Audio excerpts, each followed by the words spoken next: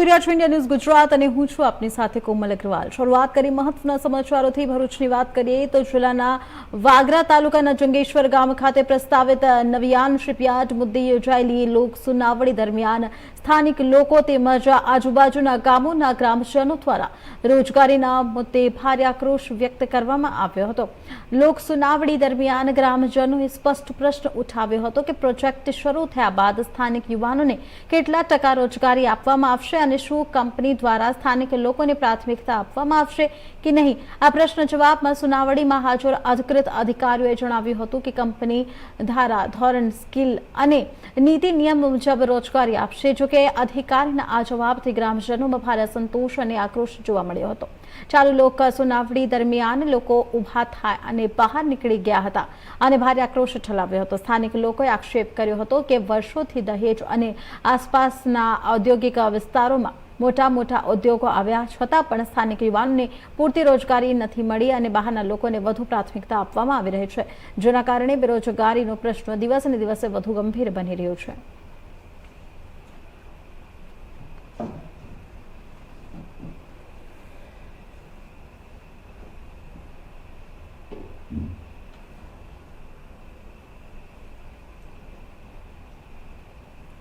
જામનગરની વાત કરીએ જ્યાં જામનગરમાં ચોમાસા પહેલા કોર્પોરેશન દ્વારા જર્જરિત ઇમારતોનો સર્વે શરૂ કરાયો છે।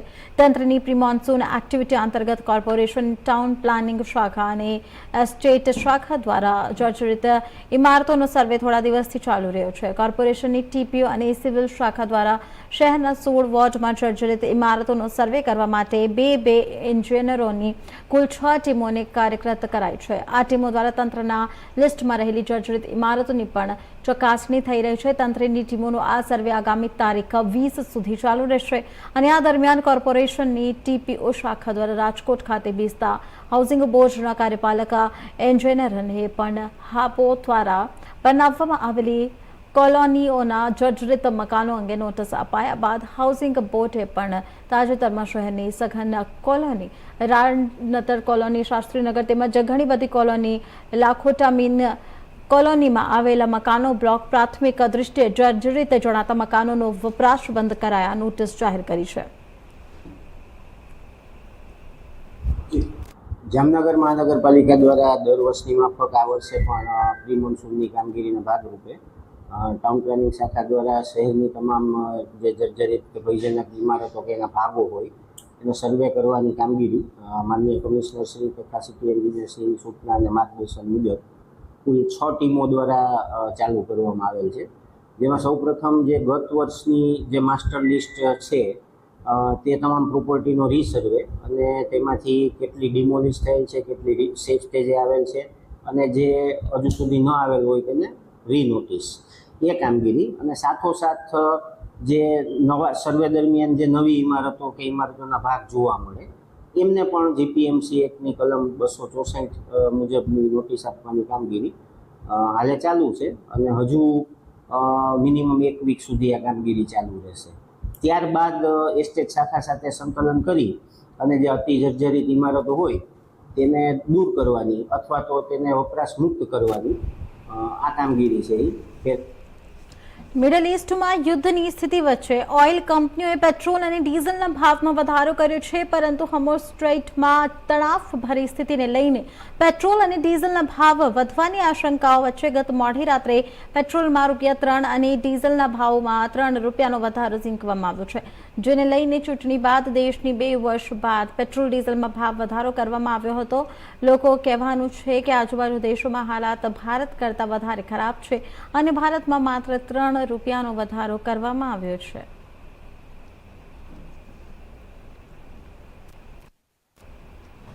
पेट्रोल और डीजल में 3-3 रुपये का बढ़ोतरी हुई है। इस वक्त मैं जामनगर के भारत पेट्रोलियम पंप पर खड़ा हूँ। आज सुबह से लोगों की काफ़ी संख्या में लोगों ने पेट्रोल भराया तो लोगों से पूछा कि भाई आप पेट्रोल में 3 रुपये की बढ़ोतरी हो तो क्या बोलोगे। तो लोगों का भी यही मानना है कि हाल में जो युद्ध की परिस्थिति मिडिल ईस्ट में हुई है उसके हिसाब से भारत सरकार ने 3 रुपये की बढ़ोतरी करी है। इसमें लोगों को ज़्यादा इफेक्ट नहीं हुआ है, ऐसा लोगों का मानना है। Hardeep Singh, India news, Jamnagar. की बढ़ोतरी को डीजल में भी की है, क्या बोलोगे? मेरा नाम है था एडवोकेट, ये जो सरकार ने जो भाव बढ़ाया है वो आर्थिक रूप से जो देश खत्म हो रहा है और खत्म हो गया है, वो अभी जो इलेक्शन खत्म हुए तब उसको मालूम हुआ कि ये देश पायमाल हो रहा है और ख़त्म हो ही जाएगा। इसलिए ये जो पहले 100% पेट्रोल का आयात होता था, अब सिर्फ आता है 60%। उसमें से भी बड़ी बड़ी कंपनियां वाले 25% जो 8% में आता है, उसमें से 25% है ना, वो देश से अभी भी बाहर निकास कर रहे हैं। इसलिए भारत की जनता को ये तकलीफ और ये पेट्रोल के भाव और खाना पीना सब बंद हो जाएगा, महंगा सब हो जाएगा। आप देखना, ये सरकार टोटली फेल है। ડીઝલ ભરાવ તો ડીઝલ. જી સાહેબ, આપનું નામ શું છે? સુરેશભાઈ મસુ. આજે પેટ્રોલમાં અને ડીઝલમાં ભાવ વધારો થયો, શું કહેશો?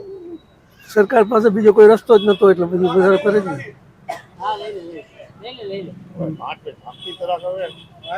સરકાર પાસે બીજો કોઈ રસ્તો નતો, બીજો કોઈ શું કરે? કાચા તેલના ભાવ વધી ગયા.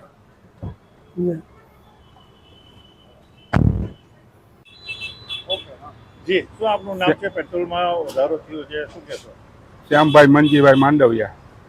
પેટ્રોલ તો આંતરરાષ્ટ્રીય લેવલે બજાર વધી છે તો વધારો તો આવવાનો જ છે ને, એ તો આપણે કરવું જ પડે. બધી પબ્લિકને એ સમજીને વધારો જે છે એ કરવો પડે, આવશે. દેશ માટે હિતમાં જ છે. થોડો ઘણો બીજા દેશો કરતાં તો આપણા દેશમાં ઘણો ઓછું છે. હવે વધારો આવ્યો છે ને એ નોર્મલ છે. તમારી હું કહેવાનો મતલબ બરાબર છે, સરસ જ છે એકદમ. સરકાર અત્યારે બહુ સારું કરે કામ. હા બોલો. આપનું શું નામ છે? ખાસ કરીને જામનગરમાં તે પેટ્રોલના ભાવમાં વધારો થયો, શું કહેશો? મારું નામ સિદ્દીકભાઈ છે. જામનગરમાં પેટ્રોલનો વધારો થયો, આટલા વર્ષ પછી 2-3 રૂપિયા વધારો થયો એટલે કાંઈ ના કરે. પાડોશી દેશમાં આગળ જો 5-10 રૂપિયાનો વધારો થતો હોય તો 2-3 રૂપિયા વધારો થઈ શકે છે. આવી હાલતમાં આજુબાજુના દેશમાં જે ઈદનો માહોલ હાલી રહ્યો છે તે પ્રમાણે મોંઘવારીના હિસાબમાં 2-3 રૂપિયાનો વધારો થઈ શકે તો કાંઈ એવી મોટી વાત નથી. બરોબર. પ્રધાનમંત્રીએ ફેસલો કર્યો, શું કહેશો? પ્રધાનમંત્રીએ જે ફેસલો 3 રૂપિયાનો ભાવ વધારો કર્યો ડીઝલના પેટ્રોલ, હા, તો પ્રધાનમંત્રીના ભાવ ઉપર અમલ કરવામાં રહેશે. બીજું શું છે? જે કાંઈ છે 2-3 રૂપિયાનો વધારો છે. પાડોશી દેશમાં તો 5-10 રૂપિયાનો વધારો થઈ જાય. પાલનપુરની વાત કરવામાં આવે, જ્યાં પાલનપુર નજીક બનાસકાંઠા એલસીબીએ મોટી કાર્યવાહી કરતા એક લક્ઝરી બસમાંથી વિદેશી દારૂનો જથ્થો ઝડપી પાડ્યો છે. પોલીસે સોની ટ્રાવેલ્સની બસ રોકી તપાસ કરતા પેસેન્જર સ્લીપર સીટોમાં છુપાયેલી 1957 બોટલ વિદેશી દારૂ અને બિયરનો જથ્થો મળી આવ્યો હતો. પોલીસે રૂપિયા 8.56 લાખથી વધુ કિંમતનો દારૂ તેમજ બસ સહિત કુલ રૂપિયા 28 લાખથી વધારેના મુદ્દામાલ જપ્ત કર્યો છે. પ્રાથમિક તપાસમાં આ દારૂ રાજસ્થાનથી ગુજરાતમાં ઘુસાડવામાં આવી રહ્યો હોવાનું સામે આવ્યું છે. પરીક્ષિતા રાઠોડ અને પ્રશાંત સુંબેના માર્ગદર્શન હેઠળ જિલ્લામાં દારૂબંધીના કડક અમલ માટે ઝીરો ટોલરન્સ નીતિ હેઠળ કાર્યવાહી હાથ ધરાઈ હતી. બનાસકાંઠા એલસીબીના PI DM Rathod, PSI RB Jadeja અને જેએસ ગઢવીની ટીમે બાતમીના આધારે રાજસ્થાન તરફથી આવતી લક્ઝરી બસોનું ચેકિંગ શરૂ કર્યું હતું. પોલીસે બસના ચાલક વિક્રમસિંહ છગનસિંહ, પૂનમસિંહ પરમાર રહેવાસી બાડમેર રાજસ્થાન અને હીરાલાલ મૂલચંદભાઈ અમદાવાદની ધરપકડ કરી છે. સમગ્ર મામલે પાલનપુર પશ્ચિમ પોલીસ સ્ટેશન ખાતે કાયદેસરની કાર્યવાહી હાથ ધરવામાં આવી છે.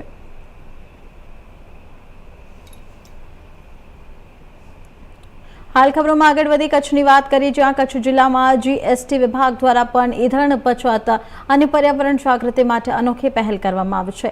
વડાપ્રધાન નરેન્દ્ર મોદીની અપીલ અને વૈશ્વિક પરિસ્થિતિઓને ધ્યાનમાં રાખી દેવપ્રકાશ બામનવતે સાયકલ ચલાવી કચેરી પહોંચીને યુવાનોને સંદેશો આપ્યો કે હાલના સમયમાં પેટ્રોલ અને ડીઝલની બચત અત્યંત જરૂરી બની ગઈ છે. જીએસટી એડિશનલ કમિશનરે જણાવ્યું હતું કે વ્યક્તિગત જીવનશૈલીમાં નાના ફેરફારો કરીને પણ દેશ હિતમાં યોગદાન આપી શકાય છે. ખાનગી વાહનોનો ઓછો ઉપયોગ કરી વધુમાં વધુ સાયકલનો ઉપયોગ કરવો જોઈએ. તેમણે જણાવ્યું કે હવે તેઓ દરરોજ આશરે 10 કિલોમીટરનું અંતર સાયકલ દ્વારા કાપશે. સાથે જ સ્વાસ્થ્ય જણાવવા માટે છેલ્લા કેટલાક મહિનાથી તેલવાળો ખોરાક બંધ કરી છાશ અને દળિયાનું સેવન શરૂ કર્યું હોવાનું પણ જણાવ્યું હતું.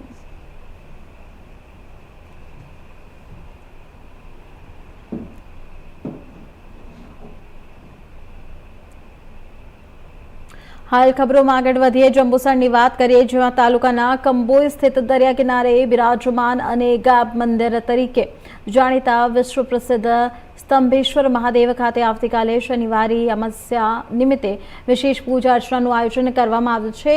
શનિવારી અમાસ્યાનો દુર્લભ સંયોગ હોવાથી મહાદેવને વિશેષ શૃંગાર અને રુદ્રાભિષેક કરવામાં આવશે.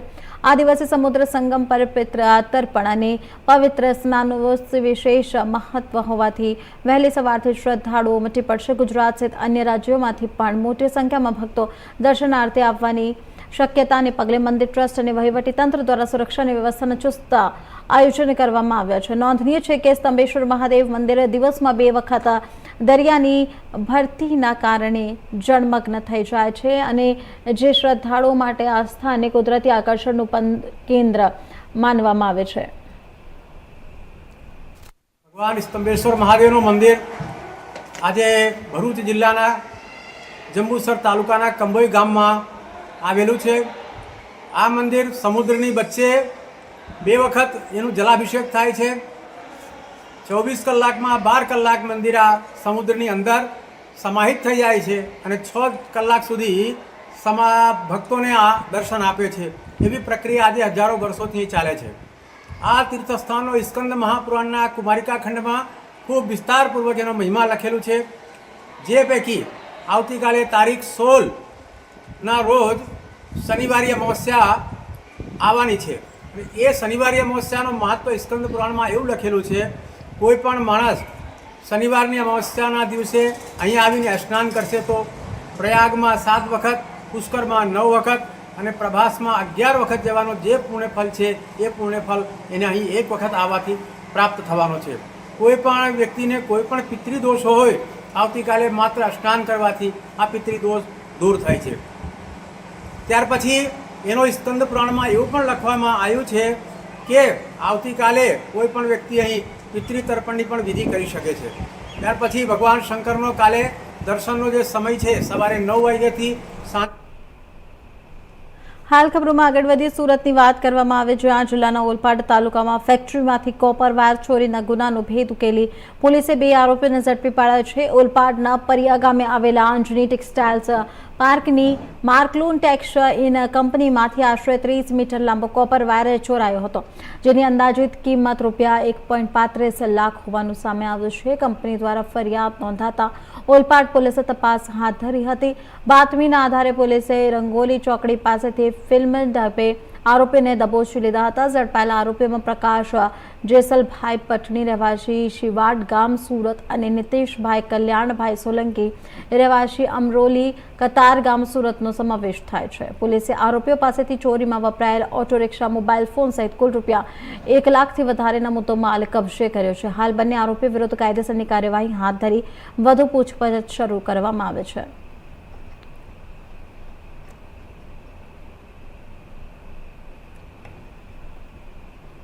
વડોદરાના દિવાળીપુરા કોર્ટ સંકુલ ખાતે હર્ષદ પરમાર નામના જાગૃત નાગરિકે પર્યાવરણની જાળવણી અને વ્યક્તિગત સ્વાસ્થ્યને પ્રોત્સાહન આપવા માટે એક પ્રેરણાદાયી કદમ ઉઠાવ્યું છે. તેઓ હવે કોર્ટના કામકાજ માટે સાયકલ લઈને જવાનું પસંદ કરી રહ્યા છે. હર્ષદભાઈ વકીલના મતે જો ગુજરાતની 5 કરોડ જનતામાંથી માત્ર 50,000 લોકો પણ રોજિંદા જીવનમાં સાયકલનો ઉપયોગ કરે તો રોજના 50,000 લીટર પેટ્રોલની બચત થઈ શકે છે. સ્વાસ્થ્યનો ફાયદો સાયકલિંગ કરવાથી શારીરિક તંદુરસ્તી જળવાઈ રહે છે, જે આજના સમયમાં અત્યંત જરૂરી છે.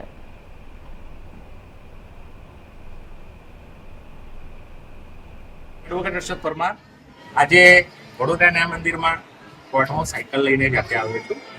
આ સાયકલ લેવાનો હેતુ છે કે આદરણીય વડાપ્રધાન મોદી સાહેબે એક આહવાન કર્યું છે કે આપણે કંઈક બચત કરવી જોઈએ અને પેટ્રોલનો વપરાશ પણ ઓછો થાય એ પ્રકારે આપણે કોન્સેપ્ટ અપનાવવો જોઈએ. ત્યારે અમે આજે આ અમલવારી કરી છે અને એક સાથે તો એમને તો આહવાન છે, પણ અમારું તો માનવું છે કે આનાથી હેલ્થ પણ સારી રહે, પેટ્રોલની પણ બચત થાય, સાથે સાથે આર્થિક રીતે પણ ઓછું આપણને ભારણ રહે. એટલે આ ખૂબ જ ઉપયોગી છે સાયકલ અને એક મેસેજ પણ જાય છે કે સાયકલનો વધુ ઉપયોગ કરવાથી આપણી હેલ્થ પણ સારી. વડોદરાની વાત કરીએ, જ્યાં શહેરના કારેલીબાગ વિસ્તારમાં આવેલ ખાસવાડી સ્મશાનવાડી રોડ ઉપર આજે એક અજાણ્યા ટેન્કર દ્વારા ઓઇલ લીકેજ થતા રસ્તા ઉપર ચીકણાશ ફેલાઈ ગઈ હતી, જેના કારણે પસાર થતા અનેક બાઇક ચાલકો સ્લીપ થઈ નીચે પડી ગયા હતા. ગરમીના વાતાવરણ વચ્ચે અચાનક સર્જાયેલી આ પરિસ્થિતિને કારણે વાહન ચાલકોમાં ભયનો માહોલ સર્જાયો હતો. સ્થાનિક વેપારીઓ તાત્કાલિક સતર્કતા દેખાવી રસ્તા ઉપર અવરજવર થોડીવાર માટે બંધ કરી દીધી, તેમજ અકસ્માતો અટકાવવા માટે રસ્તા ઉપર માટી નાખી ચીકણાશ ઓછી કરવાનો પ્રયાસ કર્યો હતો.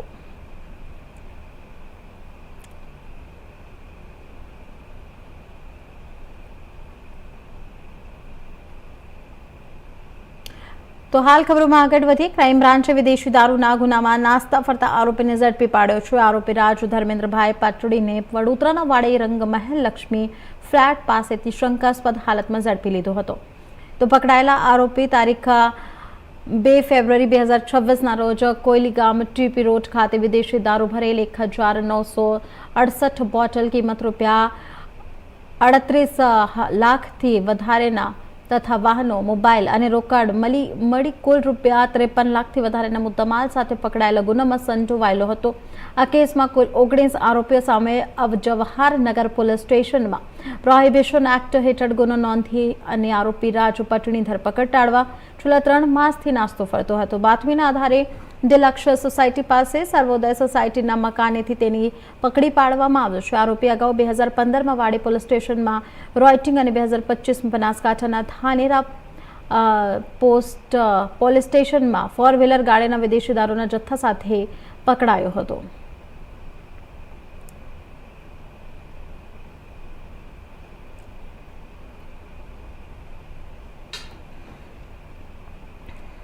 વડોદરાની વાત કરીએ. વડોદરામાં ફરી એક વખત ચોરીની ઘટના સામે આવી છે. આ અચવા રોડ વિસ્તારમાં આવેલા એકતાનગર ખાતે ચોરોએ 2 મકાનોને નિશાન બનાવી રોકડ રકમની ચોરી કરી ફરાર થઈ ગયા હતા. ઘટનાને પગલે સ્થાનિકોમાં ભયનો માહોલ જોવા મળી રહ્યો છે. બાપોદ પોલીસે સમગ્ર મામલે તપાસ શરૂ કરી છે. વડોદરાના આજવા રોડ વિસ્તારમાં આવેલી એકતાનગર ખાતે ચોરીની ઘટના સામે આવતા વિસ્તારમાં ચકચાર મચી ગઈ છે. મળતી માહિતી મુજબ ચોરોએ એકસાથે 2 મકાનો નિશાન બનાવી ઘરમાંથી રોકડ રકમ ચોરી કરી પલાયન કર્યું હતું. શું ઘટના બની હતી? ગઈકાલે અમે રાત્રે ટેરેસ પર સુવા ગયા હતા, તો સવારે અમને જાણ થઈ કે ચોરી થઈ. અમે પોતે નીચે આવીને જોયું તો અમારા પોતાના ઘરમાં તાળું તૂટેલું હતું, સામાન વિકેર હતું, થોડાક ઘણા પૈસા ગયા છે ને એક્ટિવાની ચાવી લટકેલી હતી. એક્ટિવાની ચાવી લઈને એક્ટિવા મારી નવી લઈને જતા રહ્યા. પછી અમને થોડી વાર પછી ખબર પડી કે એક્ટિવા બી ગાયબ છે. તો હાલમાં એક્ટિવા અમને આજવા ચોકડીથી મળી છે. પોલીસ અમને જાણ કરી છે. હજુ એની પ્રોસેસ ચાલુ છે અમારી એક્ટિવાની. થોડી નવરી કરી નાખી છે આખી. જે આ ઘટના બની, કઈ ઘટના બની છે? કયા વિસ્તારમાં બની છે? આ આજવા રોડ એકતાનગર કેજીએન પાર્કમાં બની છે. કઈ તમારી રોકડ રકમ કેટલી ગઈ છે? મારે 15-20 હજાર જેવી હતી રોકડ રકમ. પોલીસ ફરિયાદ કરી તમે? હા, પોલીસ ફરિયાદ મેં કરી હતી, સવારે જ કરી. કયા પોલીસ સ્ટેશનમાં ફરિયાદ કરી? Bapod police station. જી ભાઈ, શું ઘટના બની હતી? અહીંયા એવું થયું હતું કે અમે બહારગામ ગયા હતા, તો અમને અહીંયાથી ફોન આવ્યો કે આપણા ઘરનું તાળું તૂટેલું છે. તો અમને અહીંયા આવીને જોયું તો અમના ઘરમાંથી રોકડ રકમ ને બીજી વસ્તુઓ, ચાવીના સિક્કાઓ છે, એ બધું મળીને 15-20 હજાર જેટલી મુદ્દામાલની ચોરી થઈ હતી. અને અમને આ ઘટના સવારે 4 વાગે બની હતી. ને સેમ અમારા જેવું અમારા ઘરની સામે પણ તાળું તૂટેલું છે, એમને પણ ચોરી થઈ છે. અમે અહીંયા સ્થાનિક પોલીસ સ્ટેશનમાં જાણ પણ કરેલી છે. એ લોકો એક્શન લેવાનું કહેશે. જી, ઘટના બની ક્યાં રહો છો તમે? અમે અહીંયા Ajwa road Ektanagar B37 relief apartment KGN park Ektanagar Ajwa road Vadodara. Police શું કહેશો કે પોલીસ કામગીરી પર? પોલીસ કામગીરી સારી છે. અમે FIR લગાવી હતી, એ લોકોએ એક્શન પણ લીધી. અહીંયા આવીને પણ ચેક પણ કરીને ગયા છે. એમને આશ્વાસન આપ્યું છે કે ચોરીને વહેલા તો પહેલાં શોધી નાખવું. આપનો પરિચય? મારું નામ છે કટીલ અહેમદ છે. હું અહીંયાનો રહેવાસી છું.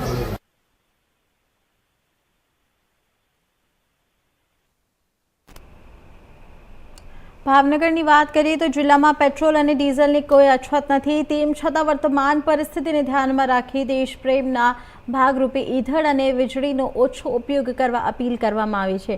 ડોક્ટર મનીષ બંસલે જિલ્લાના નાગરિકો તેમજ સરકારી કર્મચારીઓને સંબોધતા વધુમાં વધુ સ્વદેશી વ્યવસ્થો અપનાવવા અને પેટ્રોલ, ડીઝલ તથા વીજળીનો બને તેટલો ઓછો ઉપયોગ કરવા અનુરોધ કર્યો હતો.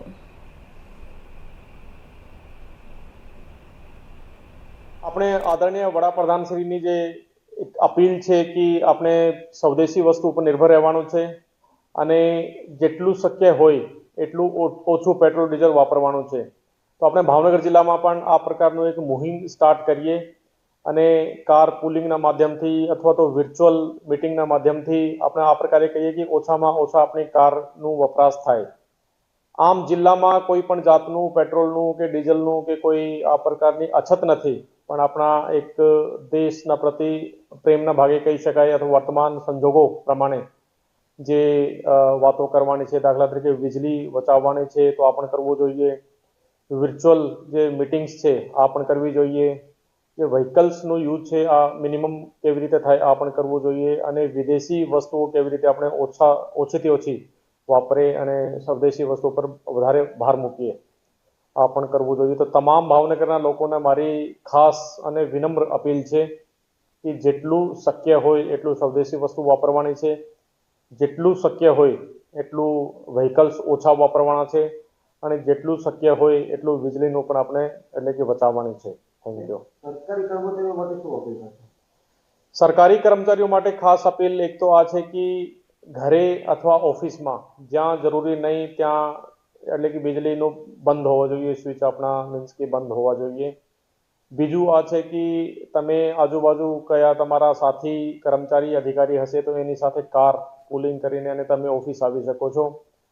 ત્રીજું આપણે વિચારી રહ્યા છે કે અઠવાડિયામાં ઓછામાં ઓછું એક દિવસ નો વ્હીકલ ડે ટાઈપનું કોઈક મનાવીએ, આ પણ વિચારણા હેઠળ છે. તો ત્યારે આપણે સાયકલ વગેરે લઈને પણ ઓફિસ આવી શકીએ છીએ. અને જિલ્લા વહીવટીતંત્ર પર વર્ચ્યુઅલ મિટિંગ તરફ જઈ રહ્યો છે, તો અમે પણ કોશિશ કરીશું કે આગામી મહિનામાં. તો હાલ ખબરોમાં આગળ વધીએ, ભાવનગરની વાત કરીએ જ્યાં કૃષ્ણકુમાર સિંહજી ભાવનગર યુનિવર્સિટી દ્વારા ડિજિટલ ઇન્ડિયા અને ઈ ગવર્નન્સને વેગ આપવા મહત્વપૂર્ણ નિર્ણય લેવામાં આવ્યો છે. વડાપ્રધાન નરેન્દ્ર મોદીની અપીલ બાદ હવે યુનિવર્સિટીની સત્તા મંડળીઓની બેઠક ઓનલાઈન માધ્યમથી યોજાશે. ખાસ કરીને જોઈએ તો અત્યારે વર્તમાન પરિસ્થિતિ જે છે એ પરિસ્થિતિને ધ્યાનમાં રાખીને માનનીય વડાપ્રધાન શ્રી નરેન્દ્રભાઈ મોદીએ પેટ્રોલ ડીઝલની બચત થાય અને અન્ય મુદ્દાઓને ધ્યાનમાં રાખીને નાગરિકોને જે અપીલ કરેલી છે, મને એમ લાગે છે કે એ અપીલને ધ્યાનમાં રાખી અને દરેક નાગરિક અને દરેક સંસ્થાએ આ પ્રકારની જે અપીલ છે એ અપીલનો પ્રતિસાદ આપવો જોઈએ અને રાષ્ટ્રીય કાર્યમાં પોતાનો સહકાર આપવો જોઈએ. જ્યારે કોઈ મુશ્કેલી આવી રહી છે ત્યારે દરેક નાગરિકની એ માટે શું કરી શકીએ. મહારાજા કૃષ્ણકુમારસિંહજી ભાવનગર યુનિવર્સિટીમાં પણ અમારે ત્યાં અલગ અલગ પ્રકારની મિટિંગો થતી હોય છે. દાખલા તરીકે બોર્ડ ઓફ સ્ટડીઝની મિટિંગ થાય, ફેકલ્ટીની મિટિંગ થાય, એકેડેમિક કાઉન્સિલની મિટિંગ થાય, એક્ઝિક્યુટિવ કાઉન્સિલની મિટિંગ થાય, બોર્ડ ઓફ મેનેજમેન્ટની મિટિંગ થાય. આ ઉપરાંત પીએચડીના વિદ્યાર્થીઓનો વાયવા પણ થતો હોય છે. વાયવાની અંદર આવતા એક્સપર્ટ ઘણી વખત ભાવનગર વિસ્તાર બહારથી આવતા હોય છે. આ સ્થિતિની અંદર આ બધી જ મિટિંગો અને જ્યાં જ્યાં શક્ય બને છે ત્યાં બધી જગ્યાએ આવા પીએચડીના વાયવા કે અન્ય બાબતોમાં ઓનલાઈન વ્યવસ્થા અમે ઊભી કરી છે અને ઓનલાઈન વ્યવસ્થાની અમલ આજથી જ અમે શરૂ કરીશું. એટલે મને એમ લાગે છે કે મહારાજા કૃષ્ણકુમારસિંહજીએ વડાપ્રધાનશ્રીનો પ્રતિસાદ ઝીલી અને આ વ્યવસ્થાઓ તાત્કાલિક અમલમાં આવે એવી વ્યવસ્થા. હાલ સમાચારમાં આટલું જ. વધુ સમાચાર માટે જોતા રહો ઇન્ડિયા ન્યૂઝ ગુજરાત.